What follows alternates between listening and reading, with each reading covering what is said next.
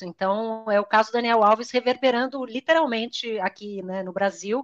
Eu tive acesso à deputada Sâmia Bonfim na semana passada e soube que ela e a equipe dela estavam preparando para o primeiro dia da nova legislatura, né, os deputados e deputadas estão tomando posse, tomaram posse ontem, a Sâmia, no caso, e iam aproveitar esse primeiro momento para já introduzir um projeto de lei inspirado nos protocolos espanhóis, que foram, em grande parte, responsáveis pela prisão do Dani Alves.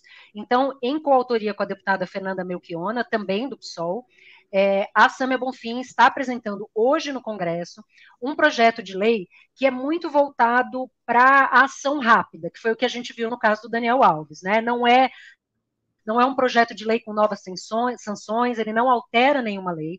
O que ele faz é estabelecer um passo a passo para os espaços de lazer públicos e privados. Então, a gente está falando de show, boate, balada, bar, teatro, museu, tudo que configure espaços de show, inclusive shows em parques, né?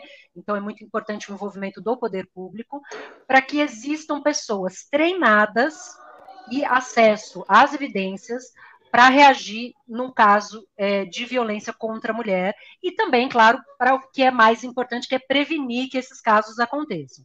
Então, o protocolo, que está sendo chamado de protocolo Não Se Calem, né, para mostrar e para homenagear o protocolo da Catalunha, que é o No Callen, né, que é o que foi aplicado no caso Daniel Alves, as deputadas trouxeram para cá um guia mesmo prático que traz obrigatoriedades para esses espaços públicos e privados. Então, eles precisam, por exemplo, ter um treinamento específico para lidar com o acolhimento de vítimas de violência.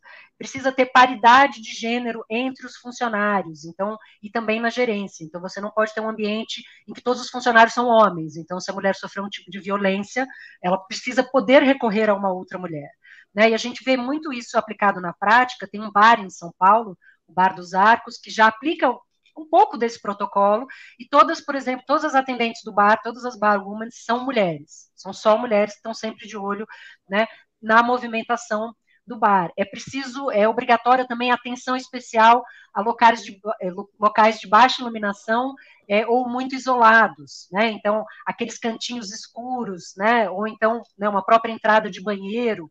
E, claro, também, o que foi muito importante no caso do Daniel Alves, que é a preservação e auxílio na coleta das evidências. Porque a gente sabe que as mulheres são historicamente desacreditadas em denúncias de violência, especialmente contra pessoas famosas e ricas, e que, nesse caso, a coleta de evidências torna o caso um pouco menos doloroso, né? Porque é o que aconteceu no caso do Dani Alves, né? Ele mudou a versão dele 3 vezes, ela fez um exame de corpo de delito num hospital especializado em casos como esses, que também apontaram, né, para uma situação de violência, e a preservação das imagens das câmeras de segurança, tudo isso, porque em muitos estabelecimentos essas imagens são apagadas dias depois.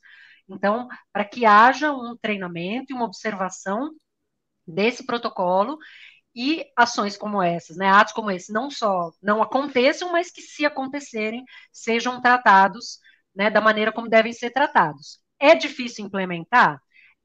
Ele é um projeto que prevê que, né, a implementação, regulamentação, fiscalização e o estabelecimento de sanções fica a cargo dos municípios e do Distrito Federal. Então, a gente sempre tem aquele medo de ser aquela lei que não pega, né? É obrigatório, mas ela não é regulamentada, ela não entra em vigor. A esperança que nós temos, e a esperança que a deputada Samia Bonfim comentou com a gente nessa exclusiva, né? A gente também teve acesso ao texto na íntegra desse projeto de lei. O que ela comentou é que há uma esperança de que, dada a notoriedade desse caso, né, que está muito na mídia, e como você disse, né, e como o Tiago falou, a gente está aqui num ambiente de esporte falando de um caso policial. Isso dá ainda mais visibilidade ao caso do Daniel Alves. Então, que a esperança é que isso traga celeridade ao processo no Congresso, então que os deputados e deputadas agilizem essa votação, que depois vai ao Senado, volta, precisa ser sancionada pelo presidente da República, mas que isso não só agilize, mas que também os estabelecimentos comecem, por conta própria, a tomar essas atitudes, a oferecer um treinamento, a tornar o ambiente mais seguro para as mulheres, porque além de ser o certo, né, a gente quer ter segurança para transitar nos lugares, né, sem ser violentada, sem ser machucada, sem ser ofendida, mas também porque é bom para os negócios, né? Um lugar onde as mulheres se sentem seguras, nós somos metade da população, é um lugar que nós vamos querer frequentar mais, um lugar onde tenha mais funcionárias mulheres, mais funcionários LGBTQIA+. Então, é olhar para esse ecossistema, como bem disse o Tiago, mas olhar para esse ecossistema do universo de lazer como um todo, para que ele seja cada vez mais seguro para as mulheres. Importantes informações, a gente mostra mais uma vez a publicação da reportagem da Alice aqui no blog dela, colunista do All Sport, sobre exatamente tudo isso que ela comentou. Evidentemente tem detalhes, inclusive o texto na íntegra aqui você pode ler todo ele, que é extenso, evidentemente, afinal de contas um projeto de lei tem que tratar de várias questões e pontos que são para você conseguir chegar a fazer ele passar de fato, e a Alice acabou de explicar o processo pelo qual isso precisa ser passado, né, politicamente do ponto de vista do nosso Congresso, da Câmara e de tudo que precisa ser autorizado, analisado, para depois ele seguir em frente. E ainda tem esse segundo ponto que a Alice também lembrou, da lei que pega e que não pega no Brasil, que tem essa particularidade aqui do nosso país.